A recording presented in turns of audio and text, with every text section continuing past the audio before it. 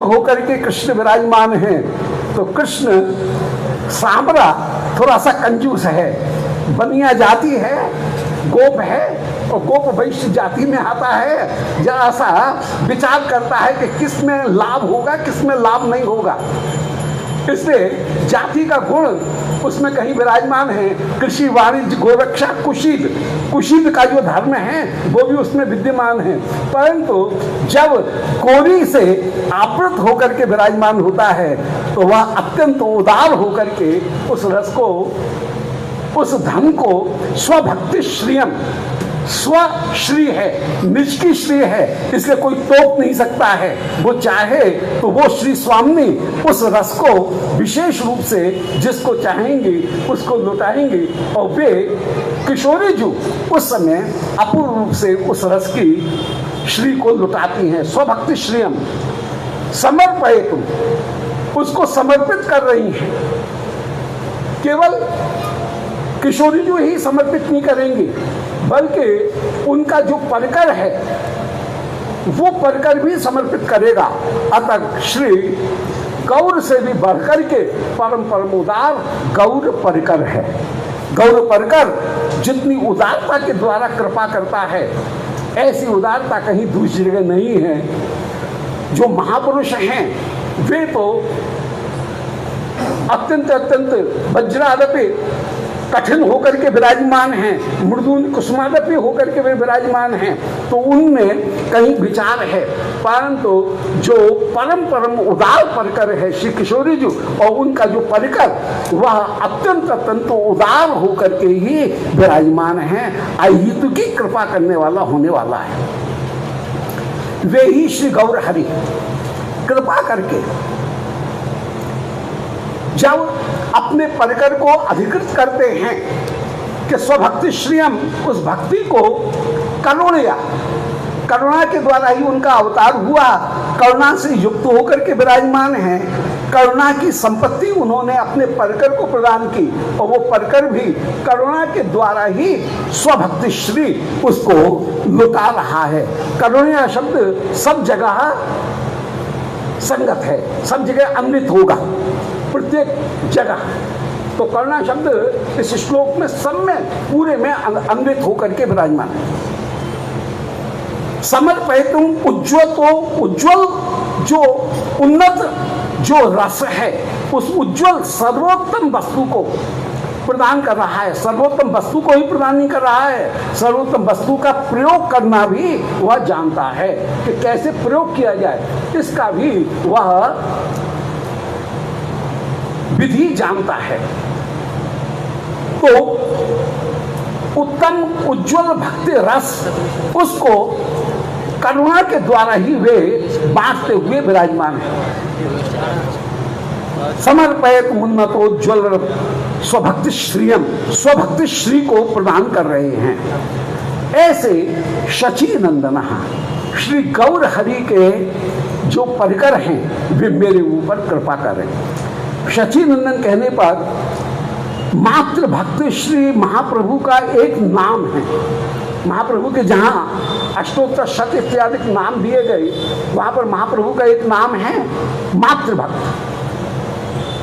यदि कोई शची शब्द का उच्चारण करे महाप्रभु की माँ के परिकर में अपने आप को माने और यदि ये दिखाए कि मैं श्री शची माँ का परिकर हूँ, उनका अनुगत होकर के विराजमान हूँ, उसके ऊपर श्रीमद् महाप्रभु की कृपा बड़ी जल्दी हो जाती है। अन्य के ऊपर कृपा होने में विलंब होगा, परंतु यदि कोई शचीनंदन कह करके महाप्रभु को संबोधित करे तो श्री महाप्रभु ये विचार करते हैं, अरे ये तो मेरी घर से संबंधित है, मेरी माँ उनका परिकर होकर के, उनके अनुगत होकर के विराजमान हैं, ये तो मेरा ही है। ऐसा विचार करके श्रीमद् महाप्रभु अत्यंत जल्दी जल्दी कृपा करते हैं। अतः शचीनंदन नाम यह श्रीमद् महाप्रभु के नाम में अत्यंत अत्यंत सर्वाधिक प्रिय नाम होकर के विराजमान है। तो शचीनंदन जो नाम है, शची नाम मात्र से श्रीमद् महाप्रभु की जो करुणा है वो करुणा अत्यधिक आकर्षित। वे हमारे हृदय में जो कामना वासना रूपी हाथी लगे हुए हैं। भजन में आने वाले जो अंतराय हैं और जो अंतराय भजन को नष्ट कर देने वाले हैं, उनको वे श्री गौर हरि अपनी कृपा के द्वारा, अपने नाम के द्वारा सहज ही पार कर देने वाले हैं। एक राजा बगीचे का बड़ा शौकीन, दूर दूर से कलम मंगा करके नए नए फूल, नए नए बगीचे में नए नए वृक्ष लगाए, पर एक हाथी ऐसा हिल गया था कि माली तो लगाए और वो रात को आकर के नए पौधों को कुचल जाए। राजा एक दिन निरीक्षण करने के लिए आए, माली से कह रहे, मालियो ढंग से बगीचे को नहीं लगा रहे हो, बगीचा अभी तक बढ़ नहीं रहा है, क्या बात है? उन्होंने, हम तो खूब कोशिश करते हैं, परंतु एक हाथी ऐसा हिल गया है कि हम जो वृक्ष लगाते हैं उसको कुचल जाता है, उसको उखाड़ जाता है। पास में ही मंत्री खड़े हुए थे, उन्होंने कहा, महाराज अपने बड़े बगीचा में जो सिंह हैं, जू में, उसमें से एक पिंजरा ला करके यहाँ रख दीजिए। एक शेर को ला करके पिंजरे को उस बगीचे में रख दिया गया। जैसे ही हाथी आया, सिंह गर्जना की, हाथी भाग गया, बगीचा बढ़ गया। ऐसे ही श्री सदा हृदय कंदरे स्फुरत नः शची नंदनः। गुरु गोस्वामी जी आशीर्वाद देने वाले हैं, ब्राह्मण जाति है, इसलिए आशीर्वाद देने की आदत है। इसलिए कह रहे हैं नदी जगह कभी कभी पाठ कर देते हैं, वहाँ शची नंदन, तो वहाँ कह करके भी पाठ कर देते हैं। हम लोग पाठ करते हैं स्फुरत नः शची नंदन, पर गुरु गोस्वामी ने मूल में लिखा स्फुरत वह शची नंदन। आप लोगों के ऊपर वे शची नंदन अपने रूप से कृपा करें और वे हर पुरुष सुंदर रहा, हरि होकर के विराजमान है, सिंह होकर के विराजमान है, पुरुष सुंदर होकर के विराजमान है। अपने परिकर को विशेष रूप से अधिकृत किया कि भाई मैं तो जिस अंतरंग प्रयोजन का आस्वादन करने के लिए यहाँ आया हूँ कि श्री राधा प्रणय महिमा कीदृशो वाने स्वाद्यो ये नाम मृत मधुरमा कीदृशो वा मदीय सौख्यम चास्या मदन भवता कीदृशो वेति लोभा तद भावाढ्य समजन शची गर्भ सिंधु हरिदु। तो मैं तो कोई अंतरंग प्रयोजन के लिए आया हूँ। सामान्य प्रयोजन है श्रीमद महाप्रभु के अवतार का शिव धर्म का प्रचार, जीव मात्र को नाम का प्रचार करना।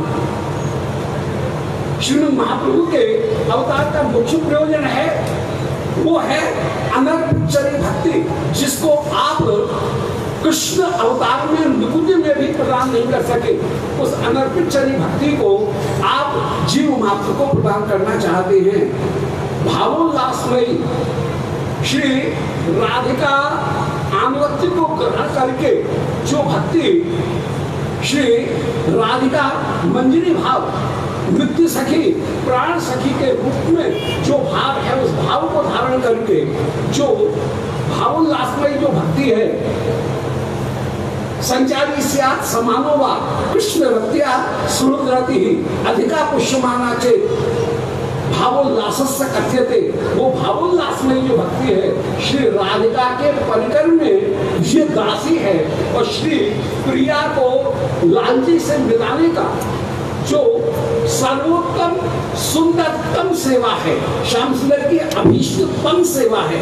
इससे बढ़कर के कोई और सुंदर वस्तु श्री श्याम सुंदर के लिए प्रिय नहीं हो सकती है। उस प्रियतम वस्तु को श्री श्याम सुंदर को समर्पित करने के लिए जो सेवा है, उससे श्याम सुंदर जैसे प्रसन्न होंगे वैसे किसी दूसरे प्रकार से प्रसन्न नहीं होंगे। ऐसे उस भावोल्लास को प्रदान करने के लिए, मंजरी भाव में जो भक्ति है उसको प्रदान करने के लिए श्रीमद महाप्रभु स्वयं आपने अधिकृत किया अपने भक्तगणों को, और उन भक्तगणों को अधिकृत करके जब विराजमान हुए तो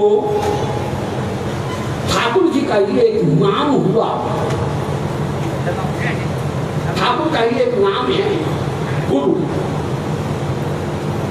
अपनी तरफ से नहीं कर रहा हूं, विष्णु सहस्त्रनाम में देख लेना, गुरु गुरु तमो धाम, ठाकुर का एक नाम है गुरु।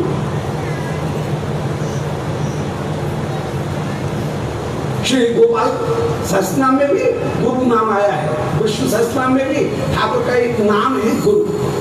तो गुरु एक व्यक्ति नहीं है, गुरु एक व्यक्तित्व नहीं है, गुरु साक्षात कृष्ण कृपा की मूर्ति है।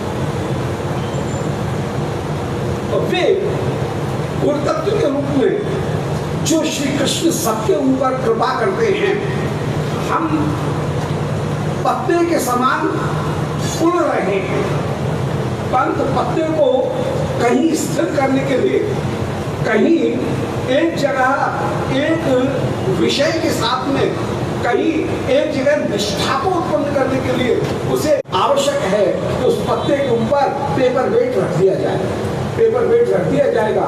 कोई गुरु वस्तु को रख दिया जाएगा तो वो उड़ेगा नहीं, वह एक जगह स्थिर होगा। और गुरुदेव की कृपा के माध्यम से जहां आज हम जो श्री गुरुदेव का समारंभ करने के लिए व्यास पूजन के लिए विराजमान हुए हैं, श्री गौर तत्व जो गुरु तत्व है, उस गुरु तत्व को ही धारण करते हुए श्री कृष्ण कृपा मूर्ति, श्री गौर कृपा मूर्ति के रूप में जो गुरु तत्व हमारे सामने एक व्यक्तित्व के रूप में विराजमान है, वह व्यक्तित्व कहीं हमको हल्के होकर के जो हम उड़ रहे हैं, हमको उड़ने से रोकेगा और कहीं एक जगह हमको एक जगह अवस्थित करेगा, निष्ठा प्रदान करेगा। अतः कृष्ण कृपा मूर्ति ही श्री गुरुदेव का स्वरूप है। और जो पत्ता उड़ रहा है उसके ऊपर पेपर वेट रखने पर जैसे वह पत्ता टिका रहेगा, जो हल्का है उसको जो भारी बना दे, उसका नाम है गुरु। उकार है अंधकार, और उस अंधकार को जो दूर करे, रू का अर्थ है ऋणक्ति, रू का तात्पर्य है अंधकार, जो अज्ञान को दूर करे उसका नाम है गुरु। केवल अज्ञान को दूर करना यही वस्तु नहीं है, अज्ञान को दूर करने के साथ साथ मुख्य जो वस्तु है वह है भारी बनाना। सर्वोत्तम जो वस्तु है उस सर्वोत्तम वस्तु को प्राप्त कराना। तो सर्वोत्तम उपास्य, सर्वोत्तम प्रयोजनीय पदार्थ और सर्वोत्तम साधन, इनको स्थापित करने वाला, इनका दिग्दर्शन कराने वाला जो तत्व है वही गुरु तत्व होकर के विराजमान। और वो गुरु तत्व हमारे सामने एक महान व्यक्तित्व के रूप में विराजमान हुआ। गुरु 5 प्रकार से हमारे ऊपर कृपा करते हैं। गुरु तत्व को 5 रूपों में समझा जा सकता है। एक गुरु है, उसका नाम है चैत्य गुरु, अंतर्यामी गुरु। नैवो व्याप्त्यचितिं मुनियो वयं च ब्रह्मायुषा समुद्रमुत स्मरन्तः अंतर्बहिस्पन्नतां अशुभं विदुर्मन् आचार्य चैत्य वपुषा स्वगतिं विनति। तो गुरु के 2 स्वरूप हैं, एक स्वरूप है आचार्य स्वरूप, दूसरा है चैत्य स्वरूप। चैत्य रूप में, अंतर्यामी रूप में वे श्री गुरु विराजमान हैं, परंतु अंतर्यामी रूप में विराजमान होने पर भी उनकी आज्ञा को कभी हम मानते हैं, कभी हम नहीं मानते। माया से इतने आवृत होकर के विराजमान हैं कि चैत्य गुरु के आदेश को हम नहीं मानते हैं। इसलिए जो तत्व चिंतन है, उस तत्व चिंतन को जानने के लिए हमारे पास में आवश्यक है कि हम आचार्य गुरु का आश्रय ग्रहण करें। तस्मात् गुरु प्रपद्येतो जिज्ञासु श्रेय आत्मनः। गुरु का आश्रय ग्रहण करते हुए साधक को विराजमान होना चाहिए। वो जो आचार्य गुरु है, वे आचार्य गुरु 4 प्रकार के विराजमान हैं। आचार्य गुरु 4 प्रकार के विराजमान हैं। 5 गुरु हैं, एक हुआ चैत्य गुरु। आचार्य गुरु 4 प्रकार। पहला जो आचार्य गुरु है वो कौन है? श्रवण गुरु, जो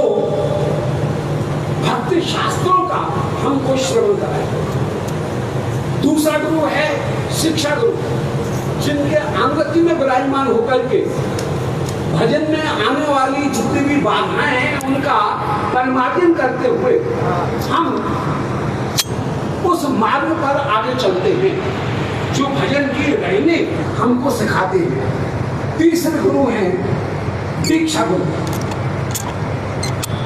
जो दिव्यता प्रदान करते हैं। दिव्यम ज्ञानम यतो दद्या कुर्यात् पापस्य संक्षयम तस्मात् दीक्षेत सा प्रोक्ता, जो दिव्यता और ज्ञान दोनों को प्रदान करें और श्री कृष्ण के साथ में हमारा संबंध जोड़े, वे है दीक्षा गुरु। जैसे एक पुरोहित के अग्नि के साक्षी में ही एक कन्या वर को प्राप्त होती है, उनका दाम्पत्य स्थापित होता है, इसी प्रकार श्री कृष्ण के साथ में संबंध जोड़ने वाले जो गुरु हैं वे हैं दीक्षा गुरु।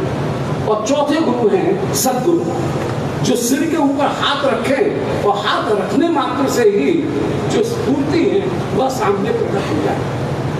इन चारों गुरुओं में चार गुरु अलग अलग भी हो सकते हैं, चारों किसी एक व्यक्तित्व में भी हो सकते हैं, एक में, दो में, तीन में, कहीं व्यष्टि और समष्टि से ये चारों गुरु अलग अलग भी हो सकते हैं। कभी कभी एक व्यक्ति में ही ये चारों गुरुओं के जो गुण हैं वहाँ कहीं एक व्यक्तित्व में ही स्थापित हो सकते हैं। परंतु श्रवण गुरु ने जो कुछ भी कहा उसको हमने जाना तो सही परंतु माना नहीं। यहां पर भी एक समस्या है। श्रवण गुरु जो कह रहे हैं उसको जान तो रहे हैं परंतु इस कान से सुना, इस कान से निकाला, डंडों बड़ी लंबी लंबी कि हमारे कब कृपा करोगे, कब कृपा करोगे, कब अनुग्रह होगा। परंतु हृदय में किसी बात को पहचानने के लिए बहुत बहुत जरूरी है कि जो जाना गया है वह माना भी गया हो, और माना जाएगा तब जबकि आचार्य गुरु के साथ में चैत्य गुरु का मिलन हो जाएगा। आचार्य गुरु ने जो कहा उसे चैत्य गुरु के द्वारा प्रमाणित किया जाएगा। आचार्य गुरु वही कहेंगे जो चैत्य गुरु कहना चाहते हैं, तो गुरु के वचन कभी शास्त्र विरुद्ध हो ही नहीं सकते।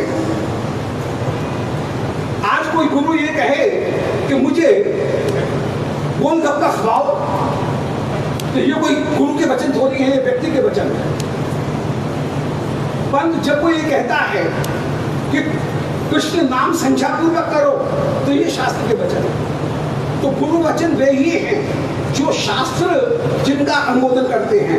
कभी कभी घालमेल हो जाता है, और घालमेल हो जाता है, बहुत गड़बड़ हो जाती है। ऐसे अनेक अनेक दृष्टांत यहाँ पर विराजमान हैं कि शास्त्र वचन कहीं छू नहीं रहे हैं और ऐसे वचन कहे जा रहे हैं और उनको लेकर के लाखों की भीड़ कहीं इकट्ठी हो जाए और बड़े बड़े आंदोलन कर रहे हैं। आए दिन कहीं देखते हैं। तो गुरु वचन नहीं है, गुरु वचन वे ही होंगे जो शास्त्रानुमोदित हैं।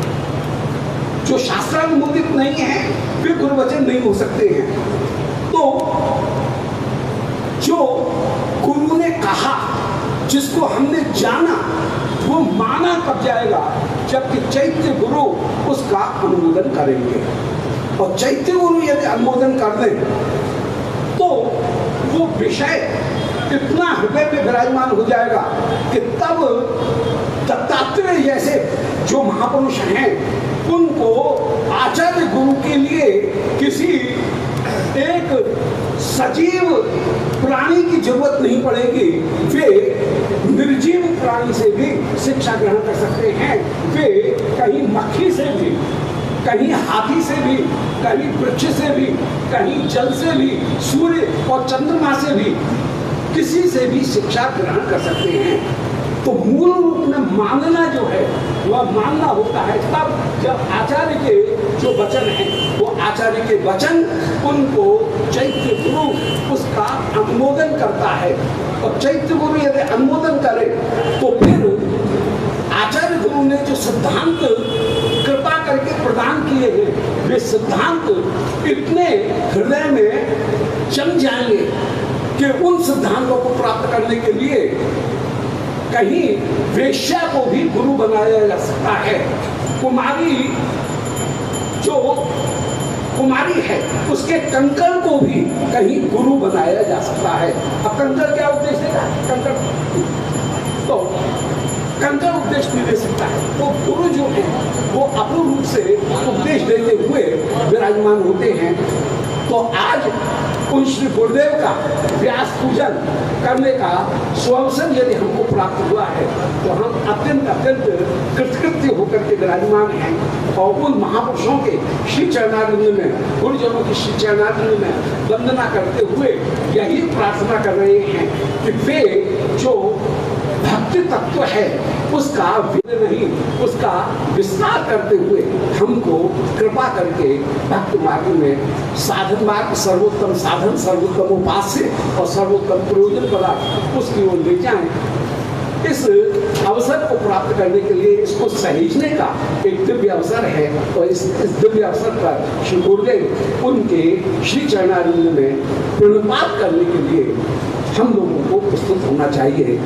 आज के इस अवसर पर बहुत बहुत शुभाशीष। एक ब्रजवासी हूँ, 80 वर्ष की अवस्था भी हो गई है, इसलिए बस यही ब्रजवासी होने के कारण कि वे किसी प्रकार चिरंजीवी होकर के आज उनका 60वां जो वर्ष महोत्सव हो रहा है, इसमें उनको ये शुभाशीष देते हुए कि वे चिरंजीवी होकर के श्री गौर वाणी का इसी प्रकार का विचार करते हुए निरंतर विराजमान हो और सबके हृदय में भक्ति का विस्तार हो। जय जय श्री राम। अत्यंत दुर्लभ रस का आपने हम सभी गुरुदेव के शिष्यगणों को आपने पान कराया, इसके लिए शिरा हृदय अत्यंत आपका मैं धन्यवाद करता हूँ महाराज श्री। आपने समय भी निकाला और मैं आभार प्रकट करता हूँ। जी जी जी। मैं श्री अवधूत महाराज से विनम्र निवेदन करता हूँ कि महाराज जी को एक शब्द भेंट श्री गुरुदेव के द्वारा। गुरुदेव के द्वारा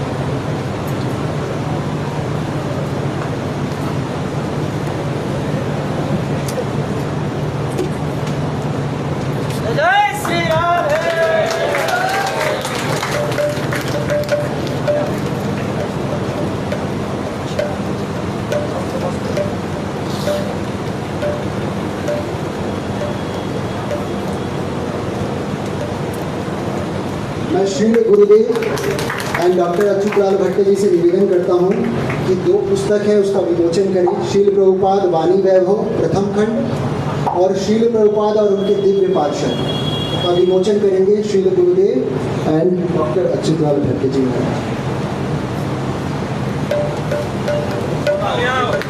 हरि बोल।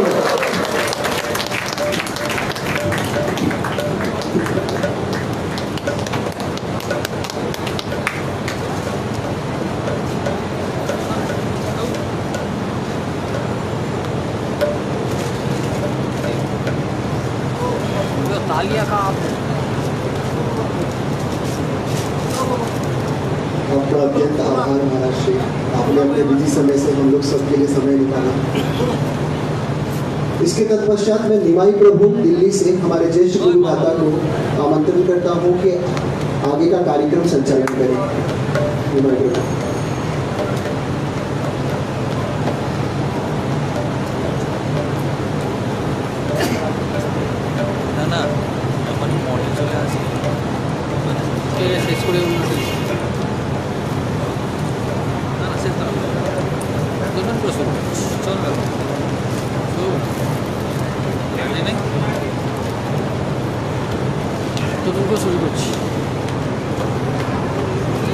वांछा कल्पतरुभ्यश्च कृपा सिन्धुभ्य एव च पतितानां पावनेभ्यो वैष्णवेभ्यो नमो नमः।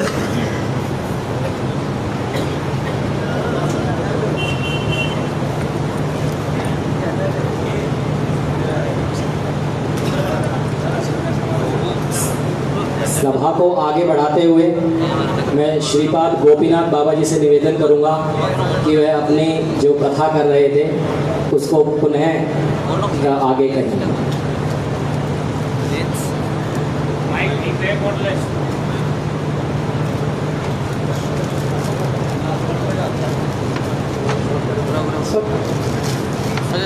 हरे कृष्णा।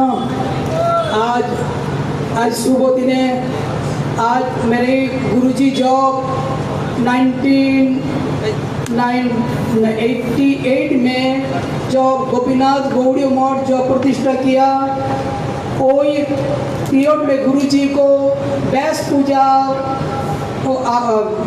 दिन में गुरुजी जब हरि कथा प्रवचन करके प्रारंभ में एक भाषा प्रयोग किया। से भाषा की ना गुरुजी बोला, आज मेरी सौभाग्य दिन है।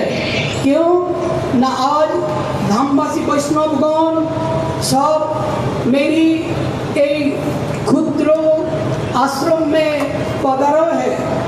वैष्णव का पद और रोजों में मेरे मंदिर को श्रीवृद्धि होगा। तब मैं गुरुजी के चरण में, मैं श्रील प्रभुपाद के चरण में मैं आशीर्वाद प्रार्थना करता हूँ जे मेरे गुरुजी 102 बच्चर प्रकट लीला किया।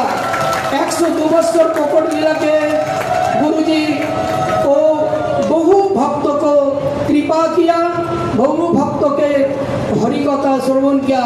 मैं गुरुजी प्रभुपाद महाप्रभु चरण में मैं प्रार्थना करता हूँ, मेरी गुरुजी को प्रतिष्ठित आचार्य दीर्घ जीवन प्रदान करेंगे और महाराज जी को दीर्घ जीवन प्रदान करने के बाद मेरे सबको कृपा करेंगे, मेरे सबको कृपा करेंगे, मेरे सबको पालन करेंगे।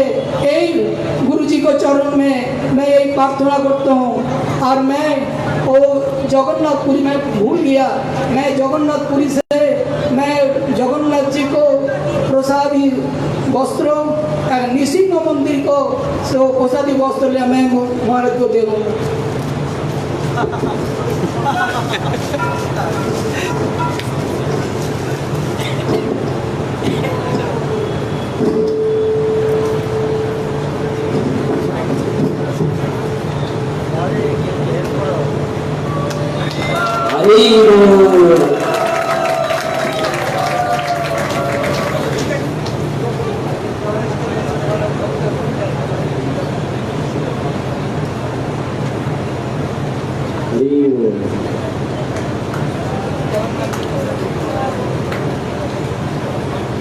अब मैं निवेदन करूंगा श्रीपाद भक्ति रहित माधव गोस्वामी महाराज जी के कृपाश्रित श्रीपाद भक्ति प्रसाद विष्णु महाराज जी से आशीर्वचन के लिए प्रार्थना करता हूँ। समय सीमा 10 मिनट।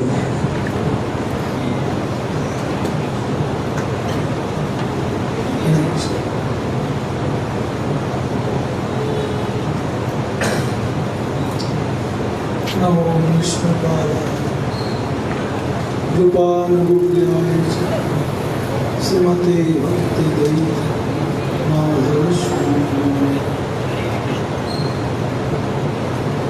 वंदे गुरु भगवद्वंदे भक्तवृंद स्मरति चैतन्य प्रभु नित्यानंद स्वरूप श्री नंदनंदन वंदे राधिका चंद्र गोपी जन समापृतम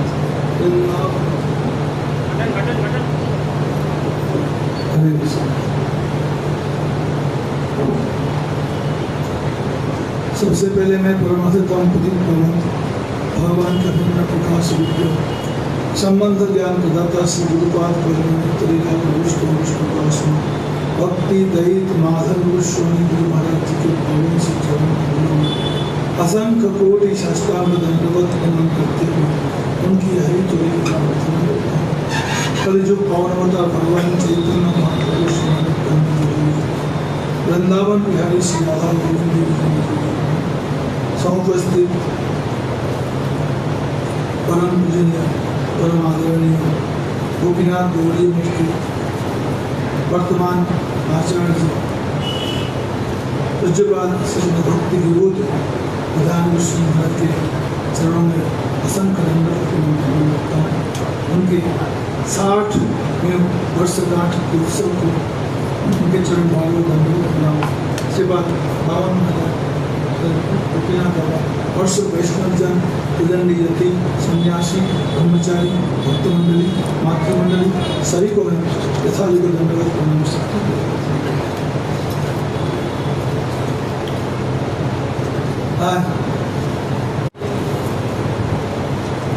भक्ति विभूत बुधायन गोस्वामी महाराज के 60वां वर्ष पूर्ति महोत्सव आविर्भाव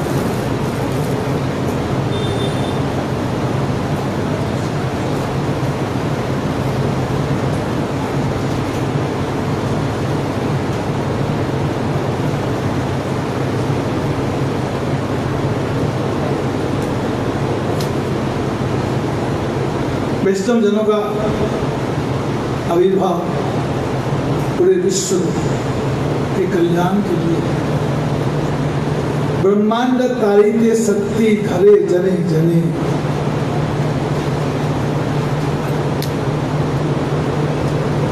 ब्रह्मांड को उद्धार कर सकता है।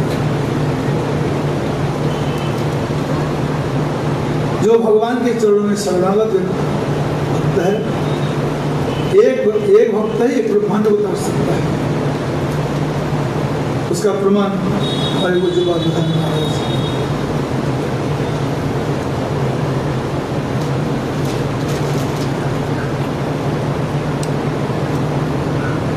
सारे विश्व में सभी देशों में बारंबार जाकर के अभिवृद्धि की जाए।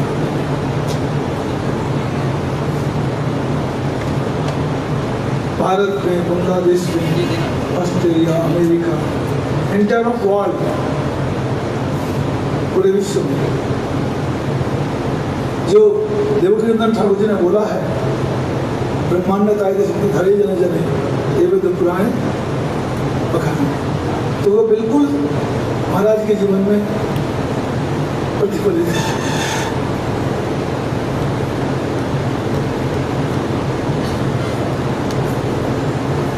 वैष्णव जन अपने कर्मों के भोग करने की जन्म लेते नहीं है। वैष्णव जनों का जन्म कर्म भोग के लिए नहीं होता है, कर्मबद्ध जीवों को मुक्ति दिलाने के लिए होता है। जो संसार में बंधे हुए हैं, काम, क्रोध, लोभ, ईर्ष्या, द्वेष, अहंकार, विषय वासना के बंधन में जकड़े हुए हैं, ऐसे बद्ध जीवों को काम क्रोध से फ्री करने के लिए, फ्री फ्रॉम के लिए, लोभ, ईर्ष्या, द्वेष से फ्री फ्रॉम कराने के लिए वैष्णव जन का आविर्भाव स्थिति। वैष्णव जन बिल्कुल निर्दोष, कामना मुक्त, वासना मुक्त, क्रोध मुक्त, लोभ मुक्त, ईर्ष्या मुक्त, अभिमान मुक्त वैष्णव का चरित्र बिल्कुल भगवान की तरह है।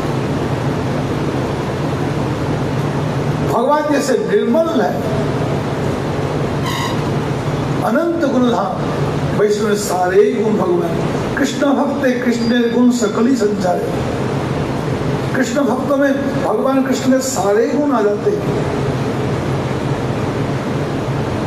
जबकि इस दुनिया में ऐसा कोई व्यक्ति नहीं है जिसमें कोई कमी न हो,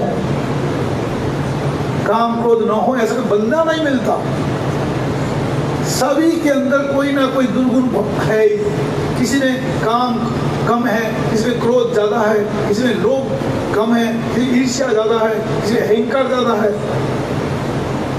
ये दुनिया ऐसा कोई बंदे नहीं मिलेंगे काम को से फ्री, 6 वेग से फ्री। किंतु ऐसी दुनिया में वैष्णवाचार्य जन एकदम फ्री। कैसा भी काम क्रोध लोभ ईर्ष्या का टच नहीं है। हरिदास ठाकुर जी को लक्ष्य हीरावेश्या 3 दिन तक जाकर के भ्रष्ट करने को कितना कोशिश कर लिया, कितनी ताकत लगा ली, एड़ी चोटी की ताकत लगा करके हरिदास जी तस से मस नहीं कर पाया। अर्जुन को उर्वशी जाकर के बाल नहीं भी उखाड़ सके। कैसे लोग पति भ्रष्ट नहीं कर पाए। उर्वशी ऐसी परमा सुंदरी, सुर सुंदरी, श्रेष्ठ सुर सुंदरी। हनुमान जी महाराज इसी तरह से। ऐसे ही रघुनाथ दास गोस्वामी, रूप गोस्वामी, सनातन गोस्वामी, वैष्णवाचार्य सब, प्रभुपाद, मेरे गुरु महाराज निखिल भक्ति प्रमोद प्रिय गोस्वामी महाराज, प्रभुपाद के शिष्य भक्त, ये सब वैकुंठ पुरुष, स्पॉटलेस, लॉयस। वजह क्या है? जब कृष्ण भक्ति आ गई, कृष्ण सेवा वृत्ति आ गई, वैष्णव सेवा वृत्ति आ गई हृदय में, ध्रुव कैसे मिलेगा? जब तक हम भगवान की भक्ति में जुड़ नहीं रहे, वैष्णव सेवा में मन नहीं लगा रहे, भगवान की सेवा में मन नहीं लगा रहे, शास्त्र अध्ययन करने को मन नहीं लगा रहे, हरिनाम प्रचार में नहीं लग रहे, तब तक हमारे अंदर में सारे दुर्गुण बसे ही रहेंगे। घर करके बैठे रहेंगे, काम, क्रोध, लोभ, ईर्ष्या, द्वेष, अहंकार।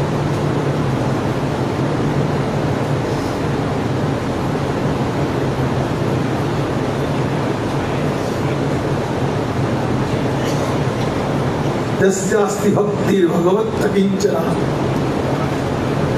सर्वैः गुणैस्तत्र समासते सुरा हरा भक्तस्य कुतो मधुना मनोरथेन सतितावतु।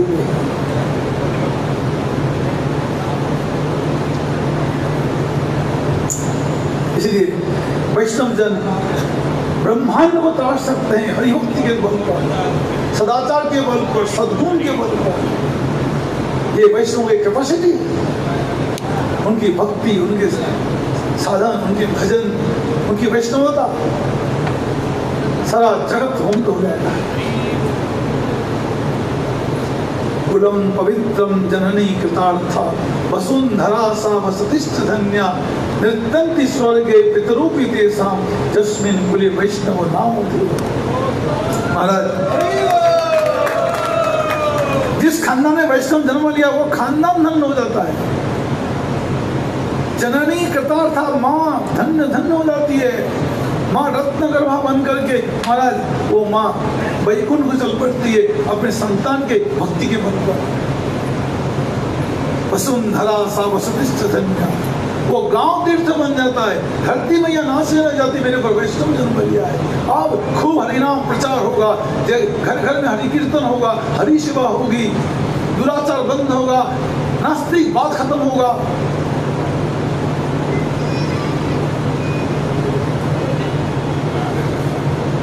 एक वैष्णव के चरित्र से कितने लोग आस्था में जुड़ जाएंगे, दुराचार छोड़ देंगे, भक्ति में जुड़ जाएंगे। एक वैष्णव के से उसमें तुलसीदास जी महाराज जी कहते हैं, एक घड़ी आधी घड़ी आधी से पुनियाद तुलसी संगत साधु की हरे कोटि अपराध। आप अपनी माँ के संग रह लो, बाप के संग रह लो, जीवन में ना वैराग्य मिलेगा, ना भक्ति मिलेगी, ना आत्मज्ञान मिलेगा, ना कोई सुधार मिलेगा। ना माँ कर सकती, ना बाप कर सकते, ना दादा दादी, नाना नानी, और कोई चाचा चाची, ताऊ ताई, भाई बहन, पत्नी पति, ससुरा सासू, कोई भी सुधार नहीं सकता। किंतु एक घड़ी आधी घड़ी, अगर वैष्णव का सानिध्य मिल जाता जीवन में, एक घड़ी आधी घड़ी हो, उसे जीवन सुधर जाता है। एक छोटा सा कहानी बोलकर किस्सा देता हूं, समय हो गया मेरा। एक चोर था, चोर उनका व्यवसायी था, उसी से अपने गुजारा करता था। उसे अपने बाप से चोरी सीख रखा था, उसे बाप भी चोर था, उसका बाप भी अपने बाप से चोरी भी सीख रखा था। जो और कोई काम नहीं करते, चोरी करते थे। तो ये चोर ने अपने लड़के को चोरी सिखाया, तू बेटा तू भी चोरी कर दे, यही तरह व्यवसाय है। तो ठीक है, लेकिन चोरी करने के लिए पहली विद्या सीख ले, कभी भूल के साधु संग में मत जाना।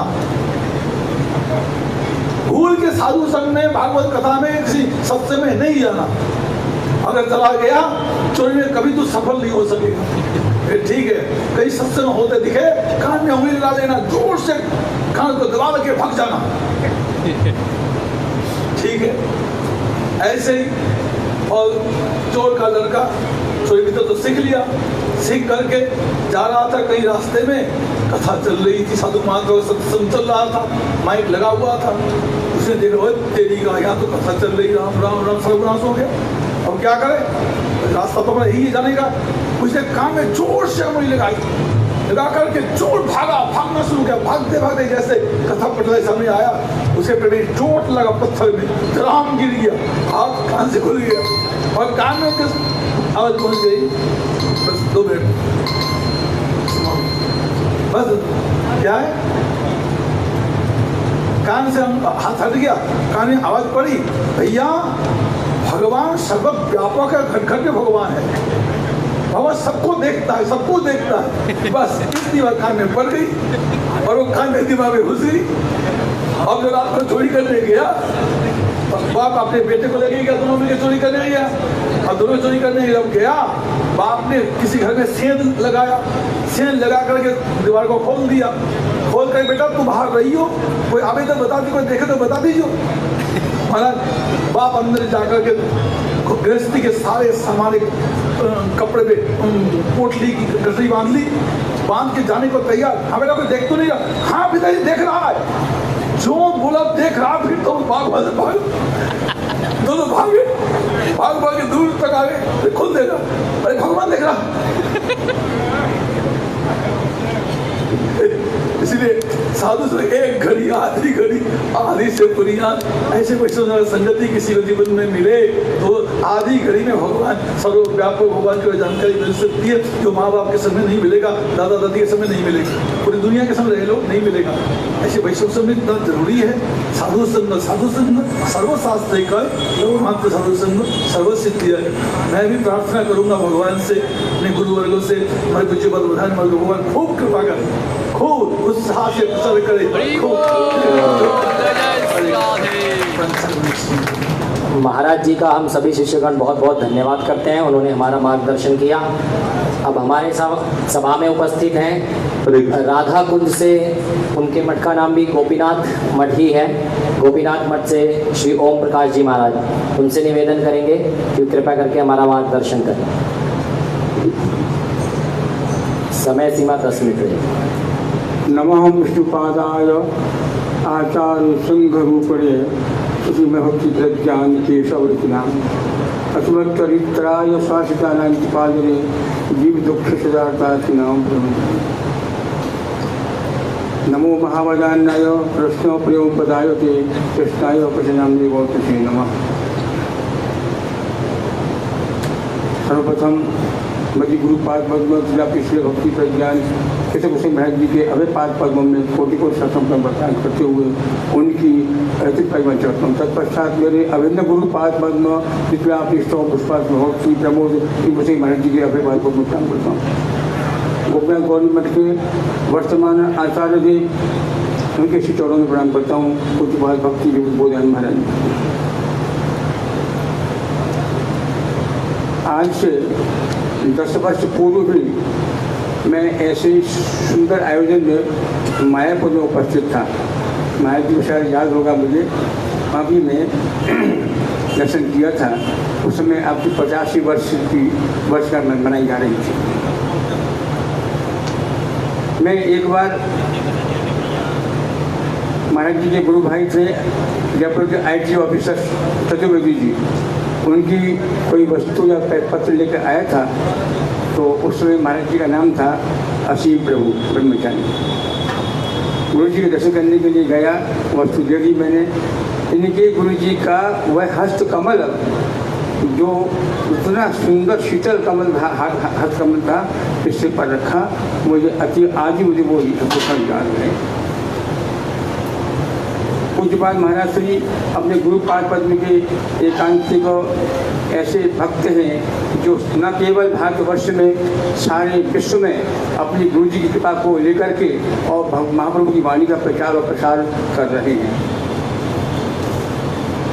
महाराज जी जो आनंद दे रहे हैं इस जगत को, जो सतयुग में, त्रेता में, द्वापर में स्वयं भगवान आकर के वह वस्तु नहीं दे पाए, जो वस्तु कलयुग में महाप्रभु जी ने दी, कृष्ण प्रेम। और उसी कृष्ण प्रेम को वितरण कर रहे हैं हमारे पूज्यपाद भक्ति गोदान महाराज जी सारे संसार के जीवों को। यह कृष्ण प्रेम ऐसी वस्तु है, इसको पाकर के जीव यह निश्चित कर लेता है कि अब मेरी जो है पुनः इस 84 लाख योनि में भ्रमण नहीं होगा मेरा। इस प्रकार से गुरु के अनेक लक्षण होते हैं। इनकी यह सारे लक्षण गुरु जी के वो है, इनमें दीपन हम दिखाई दे रहे हैं। ऐसे पूज्य महाराज जी गुरु के गौरी गगन में एक नक्षत्र के रूप में चमक रहे हैं, मैं ऐसा मानता हूँ। सारे विश्व में आप शिष्यों में जो धाम प्रीति है, वैष्णव प्रीति है आदि, जो उनका जो आभूषण है, आपका दर्शनीय यह सौंदर्य हम सबको आकर्षित करता है। आज एक आचार्य की जो आवातिथि है वह मेरे परम आदरणीय महापुरुष हैं, आचार्यवान होते हैं। गौड़ीय संप्रदाय की एक विशेषता है कि इसमें आचरण और प्रचार दोनों होते हैं। कई जगह मैं कहा करता हूँ, कहीं पर आचार है तो प्रचार नहीं है, कहीं प्रचार है तो आचरण नहीं है। यह अत्यंत शुभ घड़ी है कि महाराज जी हमारे हजारों शिष्यों को लेकर के, और वो शिष्य कैसे हैं, वो स्थायी गंध लेकर के उनमें ऐसे पुष्प हैं कि सारे शिष्य जो हमेशा सदैव महकते रहेंगे। एक जागतिक पुष्प तो 2-4 घंटे तक उसे सुगंध आती है, किंतु इनके जो शिष्य हैं वो इन्हीं की तरह से और गंध के रूप में हमारे संसार में वह विकसित करते रहेंगे। दीक्षा गुरु के बारे में हम सुन रहे थे और शिक्षा गुरु के बारे में सुन रहे थे। शिक्षा गुरु भी दीक्षा गुरु के समान होते हैं और शिक्षा गुरु भी बहुत परम आवश्यक होते हैं। ऐसे मैं ऐसा मानता हूँ कि शिक्षा गुरु बहुत आवश्यक है। शिक्षा गुरु ही दीक्षा गुरु के बताए हुए मार्ग पर चलने की शिक्षा देते हैं, क्योंकि शिक्षा के अभाव में हमारे यहाँ पर 3 प्रकार के सारे ग्रंथों में विषय है। एक है संबंध, अभिधेय और प्रयोजन।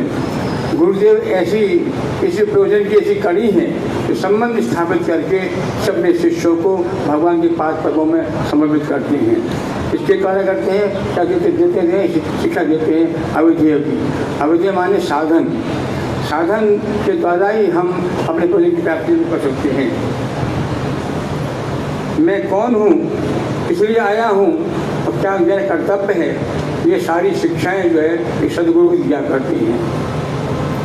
आचार्यवान पुरुष, एक आचार्य के रूप में आपकी जो भूमिका मैं देख रहा हूँ अनेक वर्षों से, तो वह इतनी प्रशंसनीय है कि आपका प्रचार हिंदी भाषा वाले क्षेत्र में भी, पंजाब में भी, विदेशों में भी, बंगाल में भी, आसाम में भी आप निरंतर कर रहे हैं।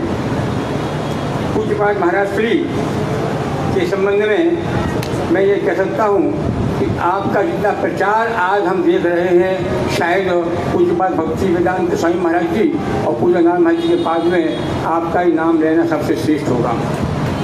भक्त भागवत भक्त के द्वारा ही भगवान को हम पहचानेंगे। भगवान को जानने के लिए जब तक हम भक्त के चरणों में नहीं जाएंगे, भक्त माने गुरु, और गुरु माने, गुरु का अर्थ होता है भारी वस्तु। वह वस्तु भारी है कि जिसके सामने कोई वस्तु टिकती नहीं है। ऐसे स्वरूप को विराजमान है हमारे पूज्यपाद भक्ति गोदान महाराज जी, जिनका संबंध भगवान से है। और गुरु कौन, सामान्य गुरु नहीं होते। गुरु वह होते हैं जिनको भगवान अपने निज पार्षद के रूप में जगत के जीवों का उद्धार करने के लिए भेजते हैं, और जब नहीं होते हैं तो स्वयं भगवान ही आते हैं। इसलिए गुरुदेव को भगवान का प्रकाश विग्रह कहा जाता है। पूज्यपाद महाराज श्री जगत में विमल प्रेम धर्म का प्रचार प्रसार कर रहे हैं। आपके असंख्य शिष्य हैं और आपने जो सेवा की है गुरु जी की, जो आदर्श दिखाया है और गुरु जी के हृदय में आप एक आदर्श सेवक के रूप में विराजमान रहे हैं, उन्हीं की कृपा शक्ति लेकर के आज जगत में ये पूज्य हैं। कुछ बात भक्ति बोधान महाराज जी जब इनके यह अपने गुरु जी के हृदय के आसन पर विराजमान थे, उन्होंने अपने उपस्थिति काल में इनको अधिकार दे दिए थे जो ये गुरु को होते हैं, अर्थात अपने जीवन काल में इनको ये अधिकार दिए थे कि तुम जो है हरिनाम और दीक्षा देते रहो। कुछ बात महाराज श्री के संबंध में मैं ये कह सकता हूँ कि आप इस संसार में यदि कोई एक निष्ठ भक्ति है और एक निष्ठ भक्ति के द्वारा ही हम भगवान की पाद पद्मों को प्राप्त कर सकते हैं। एक निष्ठ भक्ति हमारे संप्रदाय में ही है एकमात्र, जहाँ हमारे आराध्य भगवान श्री कृष्ण नहीं है। एक निष्ठ भक्ति एक बार ब्रज में वृंदावन में तुलसीदास जी आए थे और उन्होंने देखा कि यह सारे मंदिरों में भगवान श्री कृष्ण की विग्रह है, मैं तो मतलब मैं तो इनको प्रणाम नहीं करूँगा, कोई समस्या पैदा हो गई। तो एक भी भक्ति का देखिए कितना सुंदर उदाहरण है कि तुलसीदास जी कहते हैं कि कहाँ कहो छवि आध भी भले बने हो नाथ, भले बने हो नाथ, तुलसी मस्तक तब नबे धनुष मानो ले हाथ। अर्थात भगवान श्री कृष्ण जी आपके किंतु यह दास तो तभी आपको नमन करेगा जब आप अपने हाथ में धनुष मान ले लोगे। ऐसा देखे आज भी यहाँ पर ज्ञानपुरी में एक मंदिर है, भगवान श्री कृष्ण श्याम वर्ण के हैं, वहाँ पर भगवान श्री कृष्ण राम के रूप में धनुष मान लेकर विराजमान है। ऐसा ही एक मंदिर मथुरा में है, धूपघाट। इस प्रकार से ऐसी एक निष्ठ भक्ति की शिक्षा हमारी एकमात्र हमारी संप्रदाय में है। चैतन्य महाप्रभु जिस प्रेम को वितरण कर रहे थे, दक्षिण भारत में जब जा रहे थे तो भगवान बोलते थे चैतन्य महाप्रभु जी हरि बोल हरि बोल हरि बोल, किंतु बोल नहीं रहे थे। एक धोबी था और धोबी आकर के कपड़े धो रहा था, उसने कहा हरि बोल, वो बोल नहीं रहा था। जब उसका स्पर्श किया चैतन्य महाप्रभु ने तो वो हरि बोलने लग गया, अपने काम को छोड़ करके हरि बोल लगा।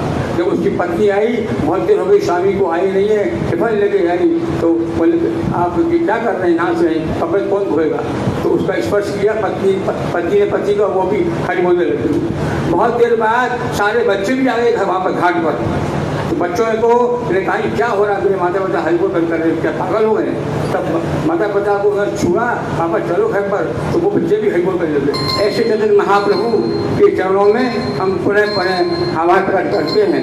मैं संकेत हो रहा है मुझे, मैं अपनी वाणी को यहीं पर विश्राम ध्यान देता हूँ। वांछा पदनांग पावनी वैष्णो नमो नमः। महाराज जी का बहुत बहुत धन्यवाद करते हैं हम सभी। मैं सभी शिष्यों से प्रार्थना करूंगा थोड़ा थोड़ा आगे हो जाएं और अपने दाहिनी ओर भी खिसक जाएं थोड़ा सा, ताकि थोड़ा सा स्थान हो सके। पीछे बहुत कंजेशन हो गया है, कृपया थोड़ा थोड़ा आगे आ जाइए सभी भक्तगण।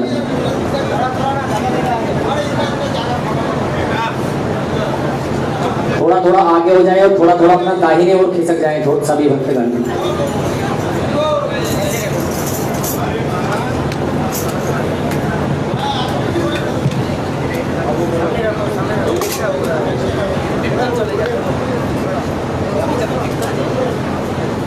अब हमारे समक्ष लखनऊ से एक बाल भक्त उपस्थित हैं, कृष्णम प्रभु, गुरुदेव के आश्रित हैं और अमन कृष्ण प्रभु के पुत्र हैं और बहुत ही होनहार हैं और बहुत अच्छा आपके सामने एक भजन प्रस्तुत करेंगे।